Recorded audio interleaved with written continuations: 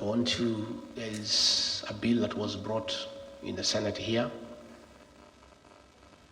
calling for an investigation to facilitate the reviewing of the relationship between Kenya and the U.S. in matters, the status of non-NATO ally. And I want to ask you to lobby your senators and your congressmen to support that bill by giving facts of what is happening back at home, which you are aware. I've seen people back at home trying to blame me because of that matter that has been brought to the Senate. I did not bring it. I'm not a senator in the US. They are directed their anger at me. All manner of accusations. I did not bring the matter, but I support it because the issues that have been raised by the Americans is the issues that I raise every day. The issues of extrajudicial killings, abductions, the issue of interfering in Sudan by working with a terrorist group called RSAF, the issue of working with Shabaab. Those issues were brought by the Americans. And all I said is that Kenyans should support by giving information to the legislators here to enable America hold William Ruto to account. And I did ask the Americans not to impose sanctions on Kenya because Kenya is innocent, but to apply sanctions against William Ruto as a person so that he can be brought to order. So I found a member of parliament from Mandera there in parliament, making a lot of noise, saying that I'm against the people of Mandera. I have nothing against the people of Mandera, and he should not drag the people of Mandera into the challenges William Ruto is facing with the American people. Nowhere did anybody say that the people of Mandera have committed any crime against anybody. What we said is that the Americans are saying William Ruto met some bad people in Mandera. If you meet bad people in Mandera, it does not mean that the people of Mandera are party to the meeting that you had. So I also saw the senator trying to say that we have a problem with the Somali community because we are asking that William Ruto be held to account. Nobody has any problem against any community. The Somalis are part of Kenya, and they are a very serious community that has done a lot in the transformation of our country and the economic development of our nation. They are very serious drivers of our economy. They are very aggressive in business. So the senator of Mandera, don't drag the Somali community into the challenges facing William Ruto. It's William Ruto who is being told to account by the Americans for his activities with the terrorist organizations. The people of Mandera, the Somali community, are innocent and have nothing to do with it. And by the way, I want to tell the politicians there in northern Kenya, if you want to defend William Ruto, defend him. But don't try to create a wedge between us and the Somali community because we have nothing against them. They are part of Kenya, and they too are telling us they are suffering just like the rest of Kenyans. And doesn't mean because Aden Nware is eating, the Somali community are eating. They are also complaining of marginalization. They are complaining of bad economic times.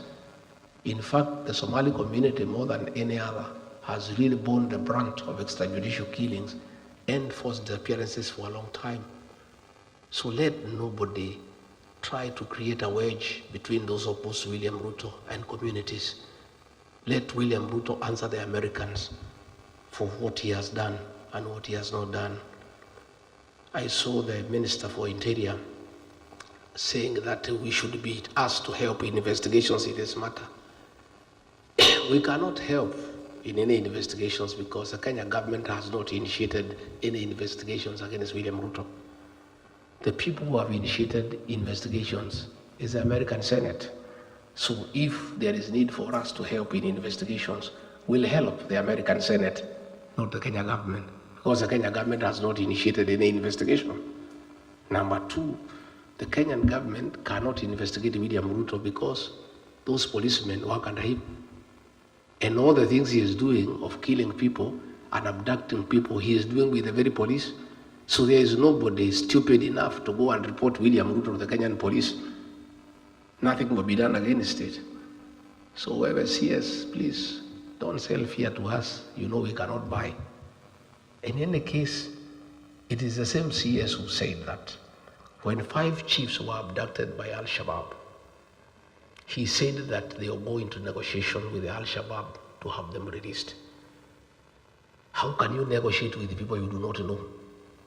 And since they were released after negotiations, the CS Interior knows much more than anybody else on who are the leaders of Al-Shabaab, because he said publicly that he'll initiate negotiations for the release of the 5 chiefs who were abducted. The 5 chiefs were released after successful negotiations with the Al-Shabaab. So the CS Interior knows whom he negotiated with. So if he wants information as who are the leaders of Al-Shabaab, he is in a better position to tell the people of Kenya and the world and the Americans, because he has already had business with them that has been successful. So please, the Americans have asked the questions. I'm not the one who has asked. If I'm required to help the things I know on the issues in Sudan, the dealings with RSF, I'm ready to help. But the Americans, not the Kenyan government, because the Kenyan government has not raised any issue. They are comfortable with what is happening. And you know, I see people threatening other people. I've seen that fellow called Soprano issuing a lot of threats every day. Oh, mimi ni fire, mimi ni noma. Oh, don't push me around. I want to tell Soprano to take time to read Wallace Soyinka. In one of his greatest works, he says, a tiger does not proclaim its tigerhood. It pounces. So, if you are what you say you are, act. Don't keep on threatening. You know, that's what Ole Soyinka says. A tiger does not proclaim its tigerhood. It pounces. So please spare those threats for other characters. Rigathi is beyond threats, and you know it. And we must speak for the people of Kenya, because if we don't do it, there will be no country. You have compromised Raila Odinga, you have bought parliament, you have bought Senate.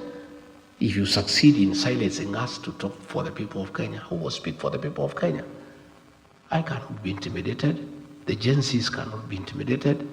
We'll continue to speak for the people of Kenya for as long as it takes, until we are able to remove this government from power and get another government that is responsive to the needs of the people of Kenya, that respects human rights, that has good governance, that is accountable and transparent, and a government that is prepared to be held to account by the people of Kenya.